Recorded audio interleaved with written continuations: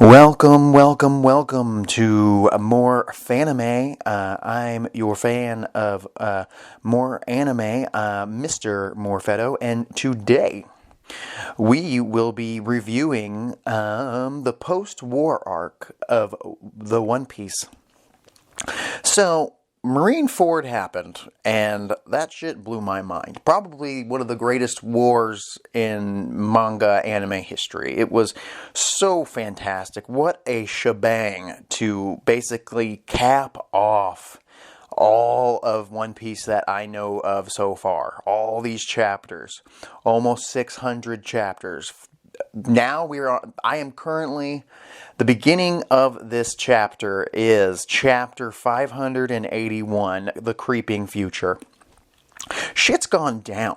Seriously. Like, Luffy's the biggest, worst thing that's ever happened to him, I think, is Ace dying in his arms, protecting him from dying. The only thing I can imagine that could be worse is if like his whole crew literally got slaughtered in front of him and he knew they were all dead. That's the only thing I think might be worse than his brother dying in his arms. And I don't know, because, Luffy... My first question is Luffy going to change? I mean, he's such a happy-go-lucky fella, and I love him for it. He's so positive, and he looks, he's very single-minded. He has his goals in life, and in times he's an amazing leader, amazing captain, but he's such a happy fella. And I was worried that maybe this could deter him from being that happy-go-lucky guy. Will his personality change? And really, the post-war arc doesn't really tell me if he will change. It does show me how much pain he's in almost immediately after this war. Before we even get back to Luffy's pain and how he's even doing, if he's gonna survive what happened to him after all that damage. That's another thing. Luffy sacrificed years of his life using his gear or not even transformations, his gear 1 and 2, or gear 2 and 3, and also utilizing the hormones that helped him continue fighting even though he was devastatingly injured. So he sacrificed so much of himself to save Ace and failed. That sucks. That's crazy. My worry is by the time we get to the end of this series, he's gonna have like 5 years left on his life because he gave it all up to protect everybody. With that said, let's continue forward. Immediately in chapter 581, we get to see the reactions of the world to the death of Whitebeard, to the revelation that Luffy is the son of Dragon, and Ace was the son of Goldie Roger. But really the biggest thing that's changed this world is Whitebeard's death, because it seems like what they're trying to say here is that Whitebeard protected a lot of places, like towns and stuff. It seems like he kept the shitty pirates from just raping and pillaging, and now that he's gone, it's open season. Basically, someone needs to cover those areas. My thought process would be that Marco of the Whitebeard Pirates would take over, maybe keep it the Whitebeard Pirates, for his legend. And he's no slouch. He's got the Phoenix fruit going on. He can heal quickly. He's got a healing factor, and he's got a crew of people. Even the underlings on the Whitebeard Pirates seem to be able to handle pacifistas and shiz. And with Marco at the lead, I think they could still possibly maintain some of Whitebeard's islands that he watched over.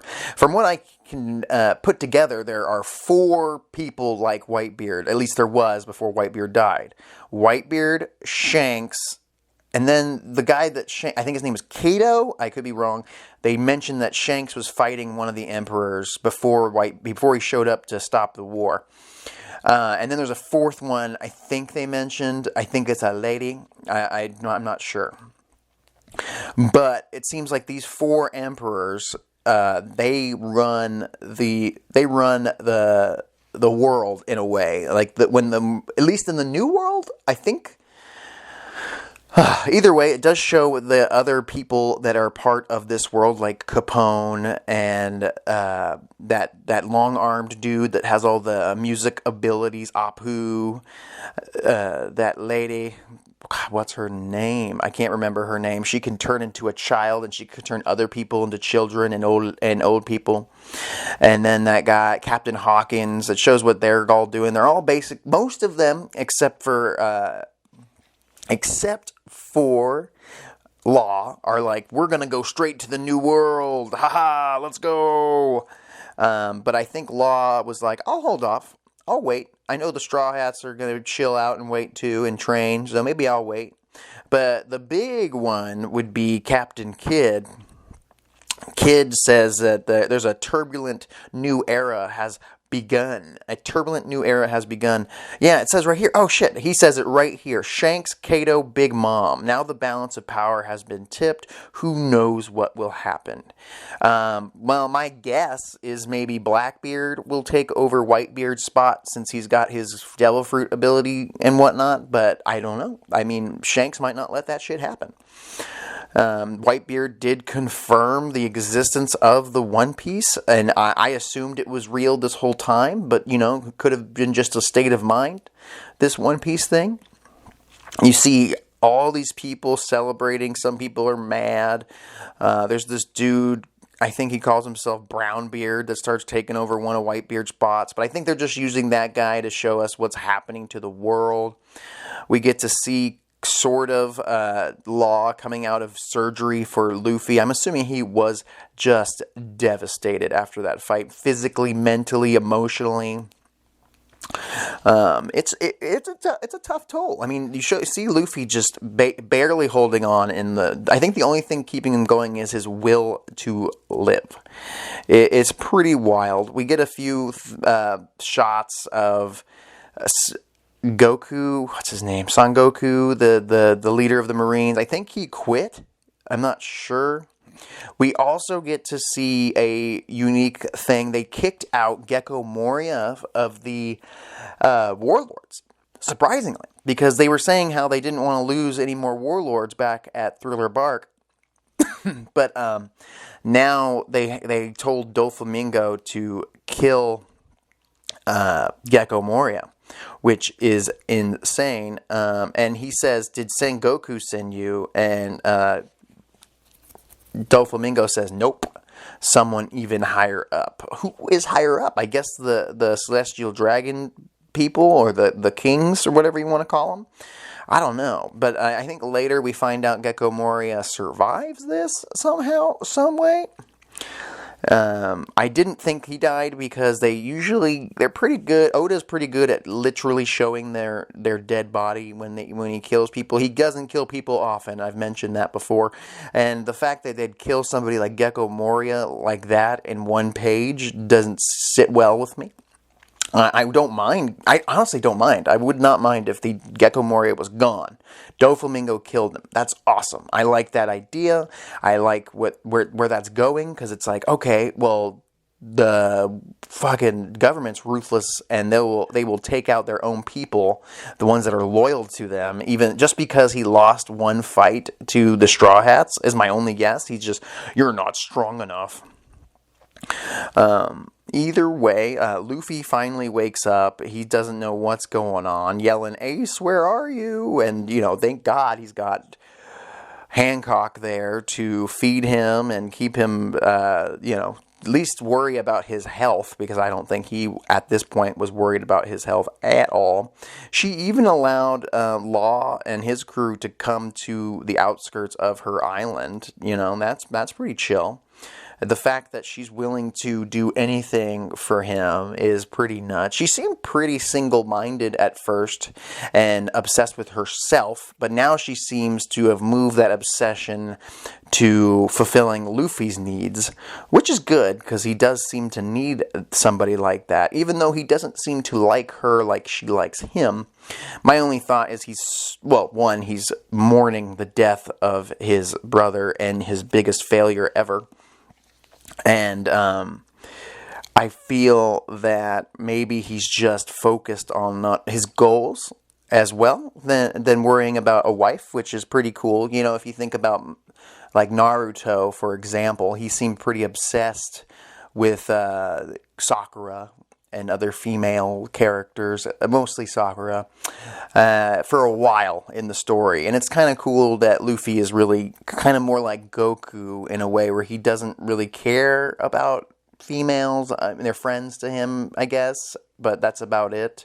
And he's more focused on his adventure, which is cool. Ace is dead, but luckily also he has Jinbe there to help get him through this pain, because he's starting. Jinbe's like, "Hey man, you need to stop being a jackass, because Ace ain't coming back, but we need you to heal, and you punching a bunch of rocks and shit isn't helping your injuries, and you're barely alive as it is." Then we get a hell of a revelation.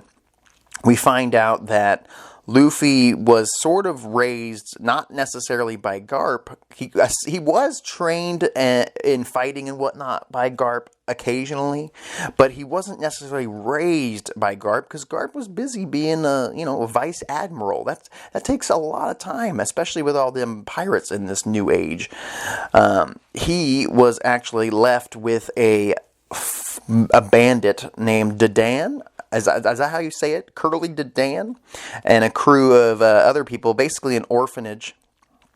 This bandits that Garp allows to do bandit stuff. I'm assuming that's what I got from it. He lets them be themselves and doesn't put them in jail because they help him out. And Garp seems like a cool guy, and he seems like, hey, you guys are criminals, but I'll let you not go to prison if you raise these orphaned pirate children, these children of legendary pirates. Would you do that for me?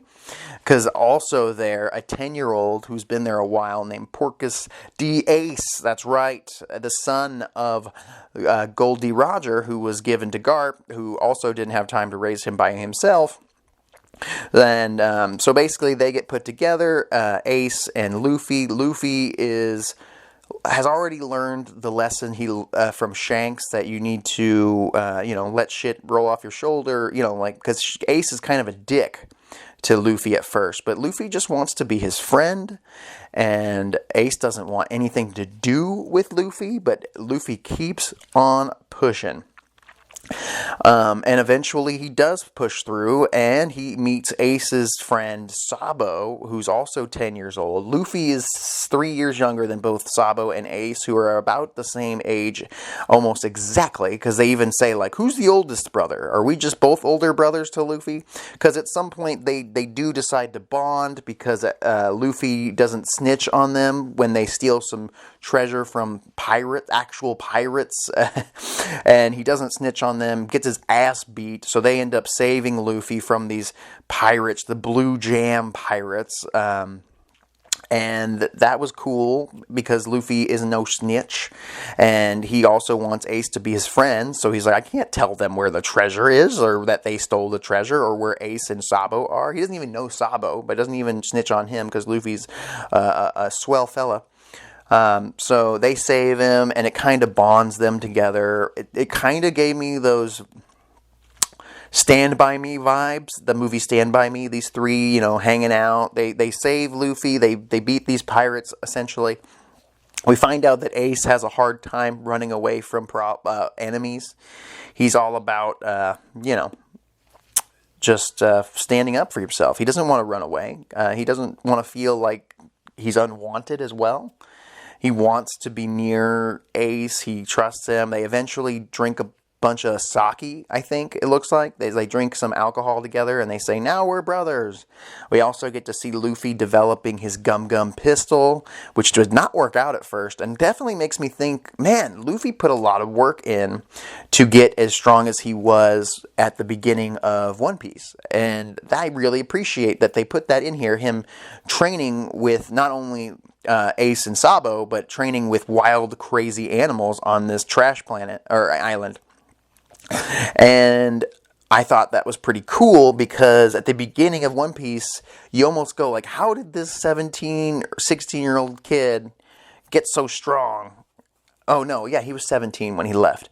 So how did he get so strong? He's able to punch this giant dragon thing that bit off, or sea creature that bit off Shanks' arm. He's able to handle people like Alvida and Buggy without a problem. And you wonder where this comes from. But it comes from all this crazy monkey boy training with his adopted brothers. And it makes sense to me. Like, it makes me go, okay, that's where he got his base power from. And it in between chapters and whatnot, they show images of Luffy, Ace, and Sabo training with Garp, who is a mother effing beast. And I can only imagine what his power was like when he was even younger than he is now. He's one of the strongest characters in the One Piece world. So I can only imagine.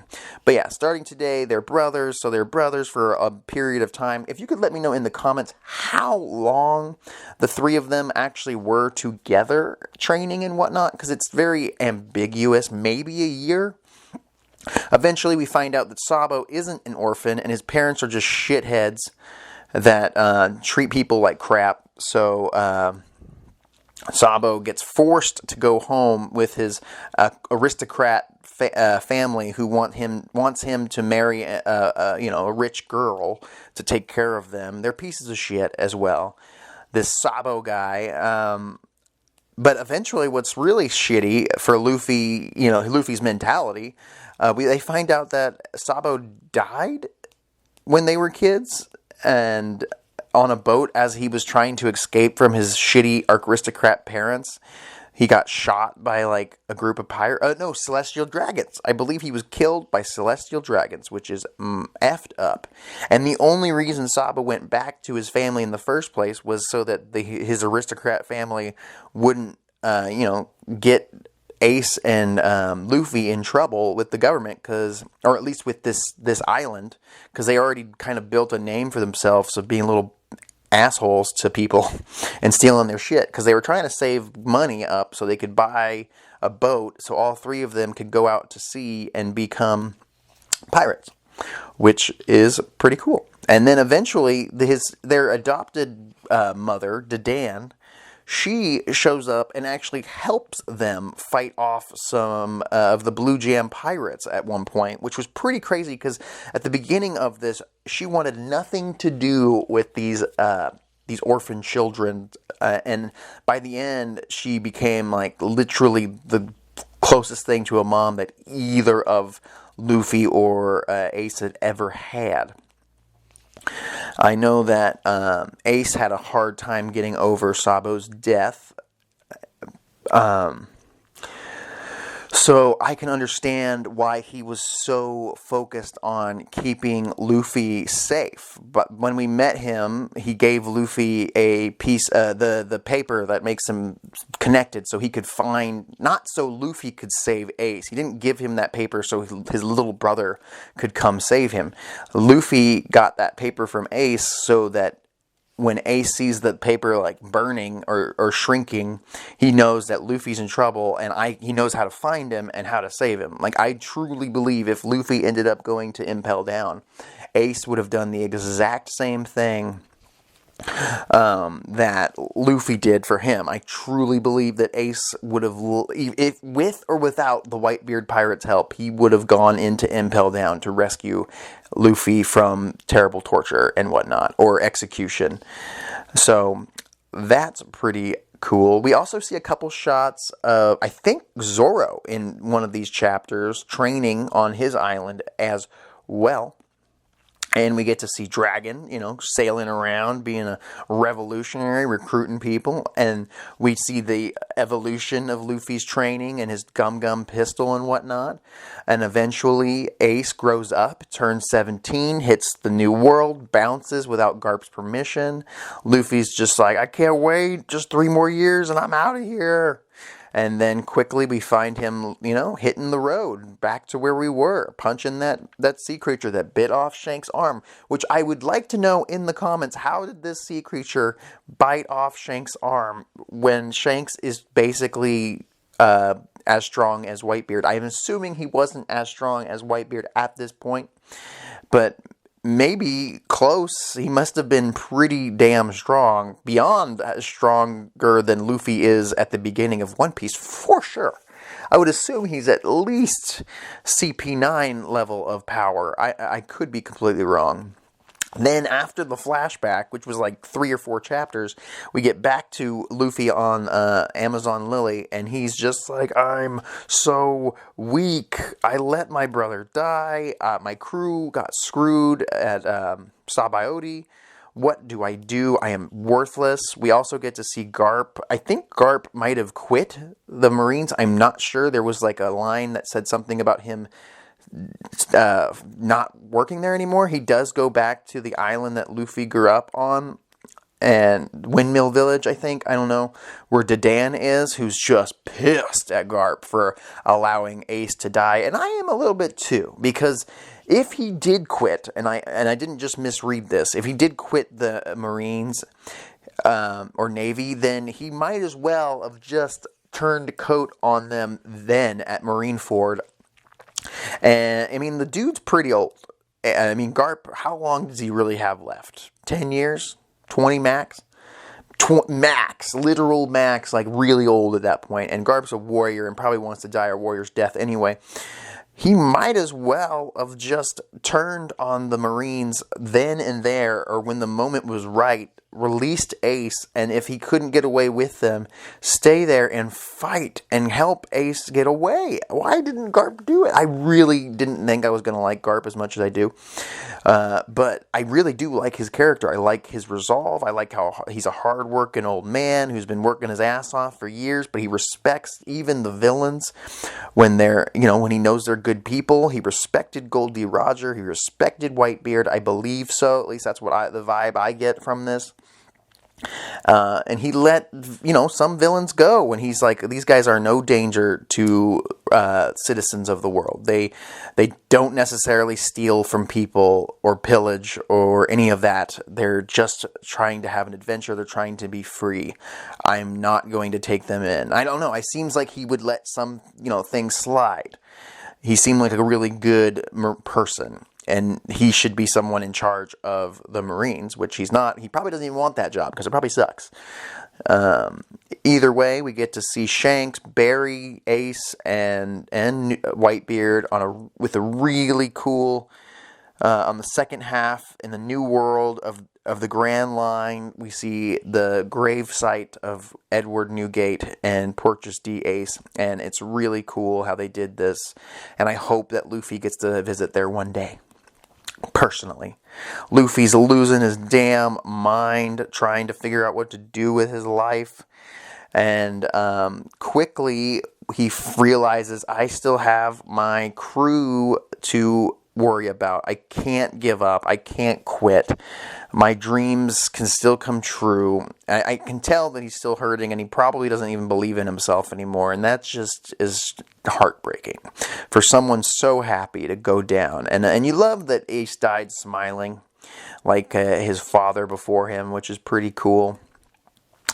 And then Luffy says, I want to see my crew right now, but then quickly is told, like, by Rayleigh from Sabaody, he's like, hey man, you can go see your crew right now and repeat your bullshit against the pacifistas and Kizaru and the Marines and just get your asses beat again, but this time you won't have a hard way out thanks to Bartholomew Kuma. So you have a choice. You can come train with me for 2 years. I wonder why it was 2 years, or not just one. What was the choice year-wise? Can you write that in the comments? I'd like to know why they picked 2 years. Was it just random? Was it just a certain amount of time, or it just made sense for the story? This moment, this time jump or whatnot, this 2-year training jump where they don't even show us the actual training, reminds me a lot of Dragon Ball when it went from the King Piccolo arc into the 23rd Tenkaichi Budokai arc when he was training with Kami. We got to see him basically meet Kami and do a little bit of training, but that was it. But basically Luffy is told what Haki is and how to use it. We find out, I was kind of right about it. There's a form of Haki called armament Haki where you can basically use it. You can fight with it, but mostly it's for defenses. And then there's Conqueror, I think it was Conqueror's Haki that he has, or the King Haki, where he's just very, he's very demanding, I guess. He can lead, he's a leader. Same thing that Goldie Roger had. I believe Rayleigh has it. It's the thing that knocks people out if they are weak-minded. So that was pretty cool to get a real breakdown. There's observational Haki or whatever, where you can see things before they happen. Very good at seeing things, even at high speeds, and predicting moves and whatnot. It's basically almost like spirit energy. Reminds me a lot of, it's like their version of chakra. So yeah, Haki is just another power-up, and I really like it, actually. I really like the idea of Haki and devil fruits. There was a part of me when I heard about Haki, when I first heard about Haki, I was a little bit reprehensive about it, because I was like, we've already got devil fruits. We don't need Haki. Devil fruits is the thing here, and it's fun.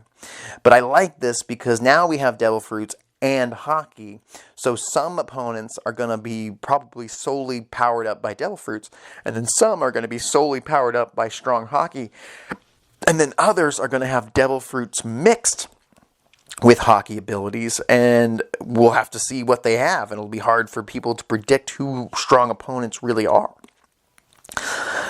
We get to see the crew all finding out basically about Luffy. Luffy does this thing where he goes and gets a tattoo on his arm and gets a picture taken of him at Marineford, I believe, where Ace died, and it's like a message to his crew saying, don't come meet me in 3 days. Meet me in 2 years in the same spot that we agreed to meet. And it's like an X through these three. It's like a really sly way of telling them, hey, we need to chill for 2 years. He doesn't even tell them to train. He's just like, 2 years. And I'm surprised. Honestly, I'm really surprised that all of them were willing to not only train for 2 years to get stronger or mentally stronger or smarter, but they were willing to wait. That's a long time. 2 years is a long time to do things. They could have went home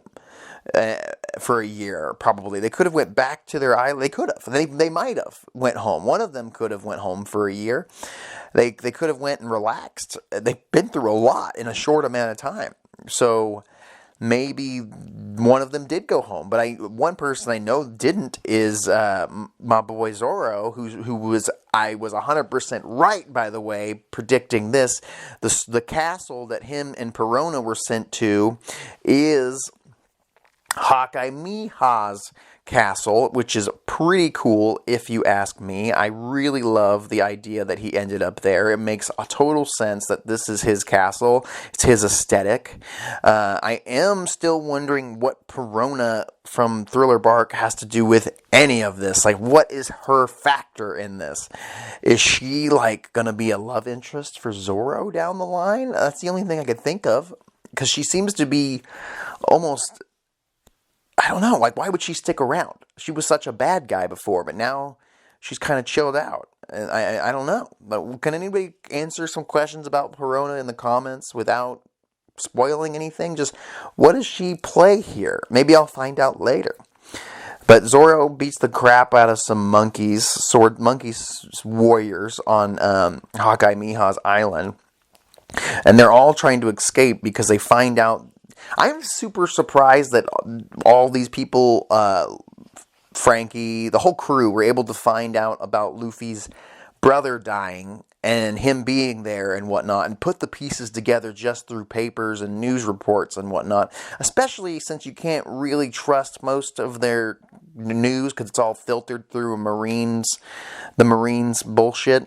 Not only were they able to figure that out, but they were also able later to figure out Luffy's message to them using the paper. Like, quickly, it went from one chapter where the whole crew was trying to get off the islands they were on to get to Luffy to help him emotionally. And then they got the second paper when they couldn't get off their islands and were like, oh, never mind, we actually all want to stay here and get stronger. Like, they did not have any plans of staying where they were. Another thing that happens is Frankie blows himself up. And I almost was like, did they just kill Frankie off screen on this crazy Vegapunk island? I was so confused at first. And then quickly I was like, oh, okay, he's going to rebuild himself. He's going to make himself stronger, faster, better. He's the $1 million man. He's going to just become something more than he ever was. They show his face all destroyed from the explosion. Why would you push the self-destruct button? Come on, man. We also get to see that Brook becomes a total, I don't know, he gets captured by the long-armed folks.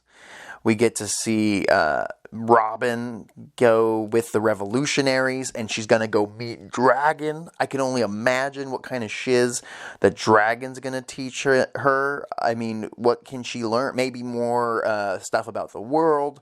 Are they all going to learn Haki? I definitely want to know that. Or are they just going to learn specific types of fighting? I assume it's going to be Haki.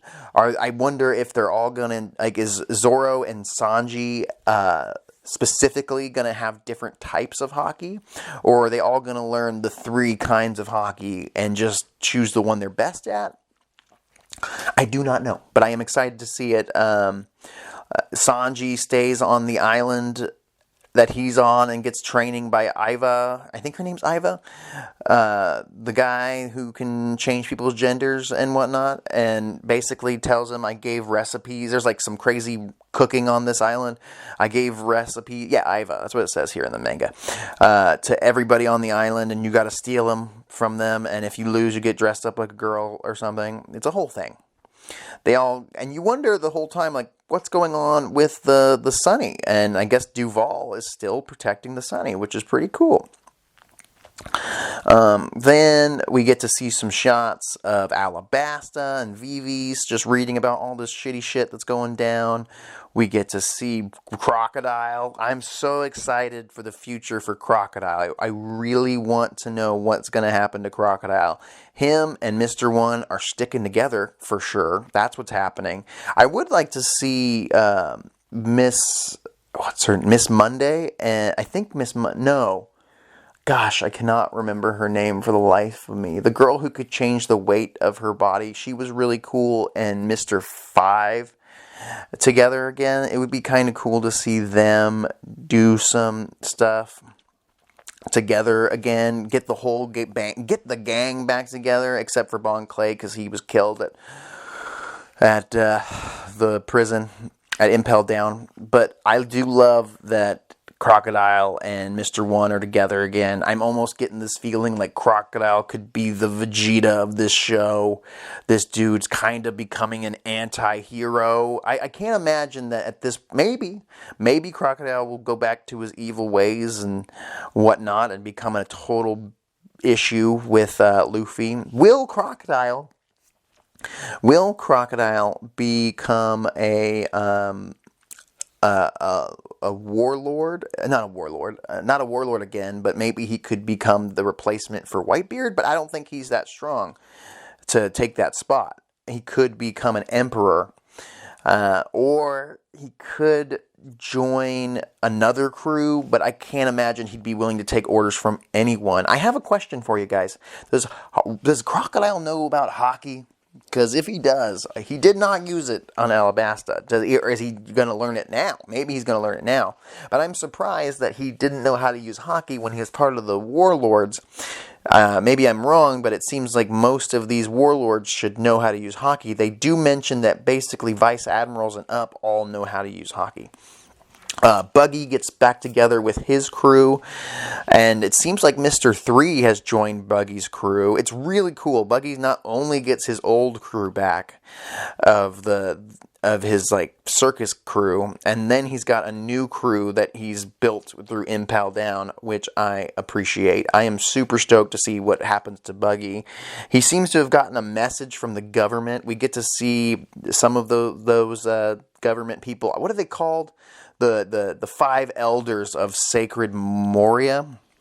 On the red line, these guys are talking about the future and how they need to replace the 3 warlords that they need, because since they kicked out Gecko Moria, and Crocodile's gone, and Jinbe's gone, even Kuma's just a cyborg now, basically just a robot now.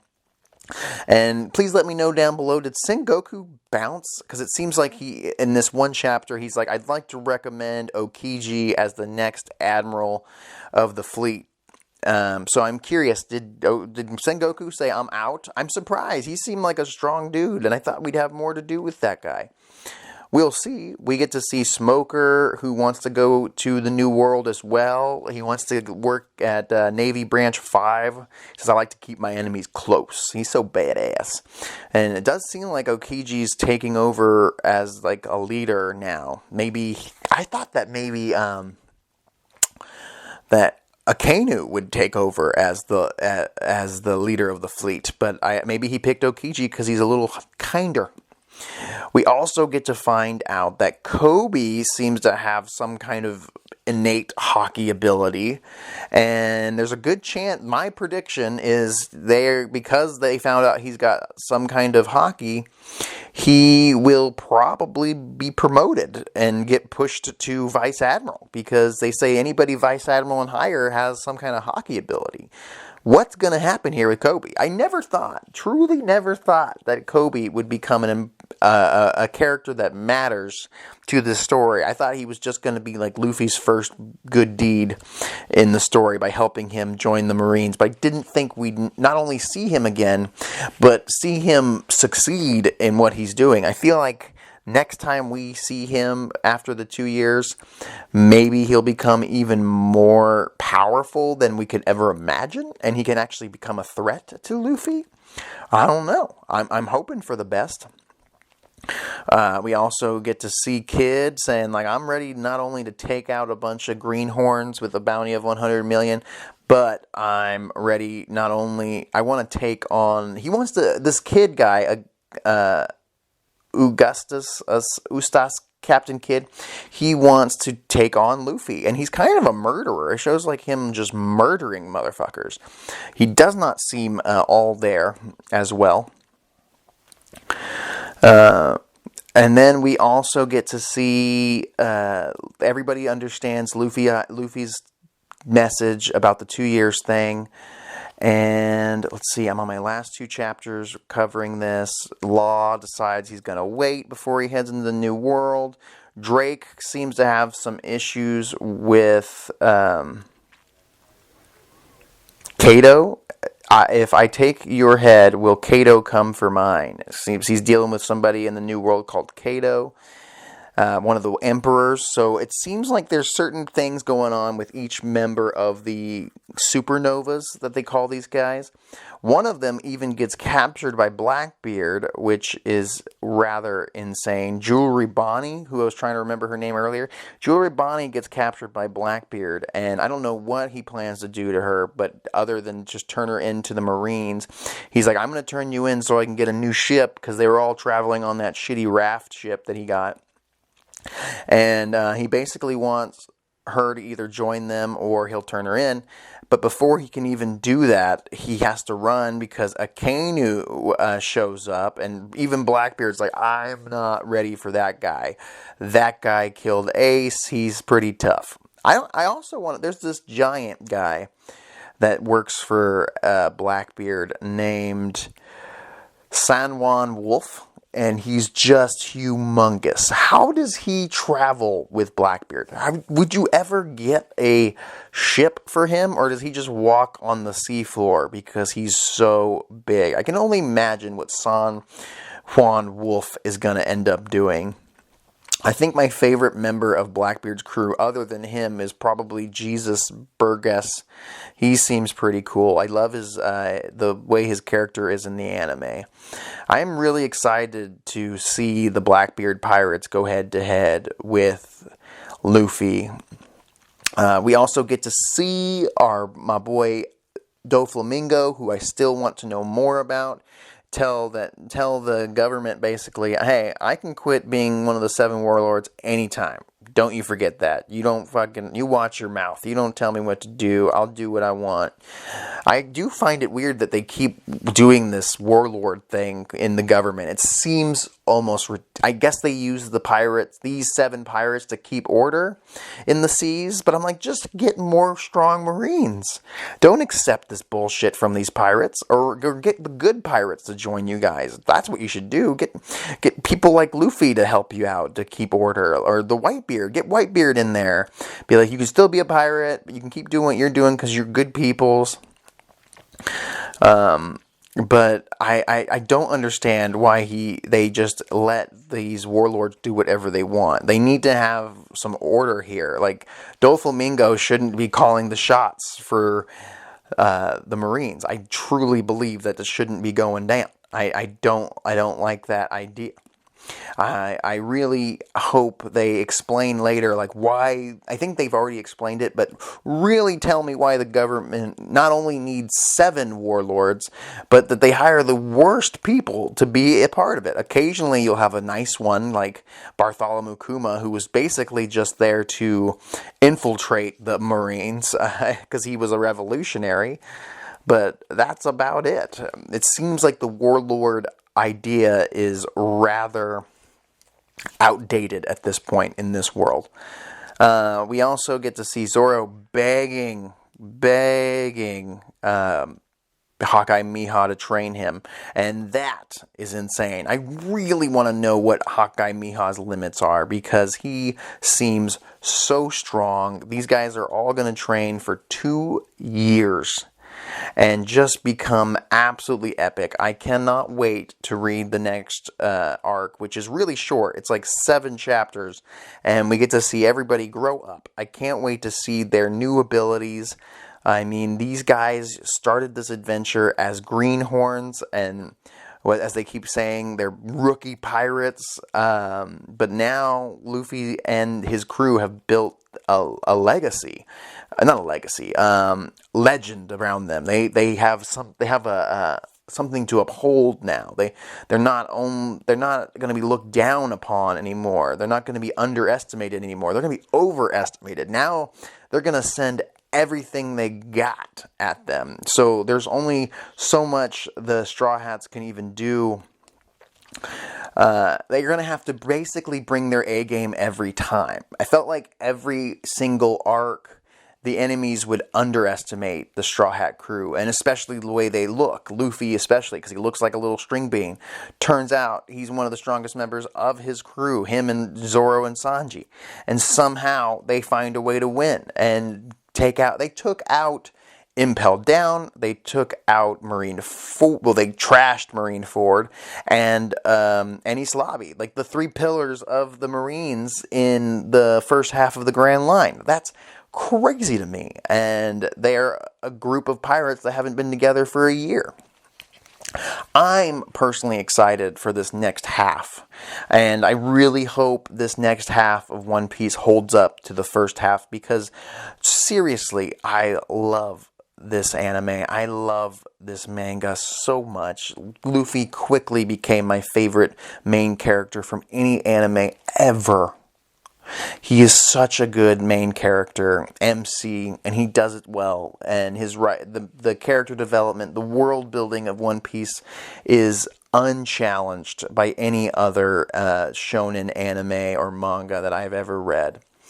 It is a masterpiece so far, and I hope they don't drop the ball in this next part of the Grand Line, but I don't think so, according to the fans that have commented on my videos about how excited they are to see what's next, for me to see what's next. So I could only imagine it's just going to keep getting better and better and better, and I hope it does, because if it does, this is going to be my favorite series of all time, and it's slowly becoming that, because I am obsessed, and I am just reading these chapters so fast, even though One Piece is a thick boy with words and informations and people talking. And a lot of shonen anime is about fighting, and there's a lot of chapters that go by really fast because it's just a bunch of action scenes with like hoocha or attack moves. But now with One Piece, there's a lot of dialogue, and it's like a thick boy, and I enjoy every piece of dialogue at this point. There's nothing that feels like it drags. It's ever since Sabo, everything has just been on fire. The writing has been amazing. The story has been amazing. Ace going down was such an emotional gut punch. I can't wait to see what Oda's willing to do. Now that Ace is dead and Oda's willing to kill somebody important to the story like Ace, I can only imagine what he'll do in the future. I can't think that he'll ever take out one of the main Straw Hat crew, but who knows? I can only hope. But at the same time, I love them all, and I don't want to lose any of them. But at the same time, I really appreciate a good death in anime. Like a really well-deserved, earned, sacrificial death or battle. And I can't wait to see what Oda's got for me coming next. And I cannot wait to catch up to everybody else and be on the same page as everybody else. This has been More Fanime. I'll talk to you later.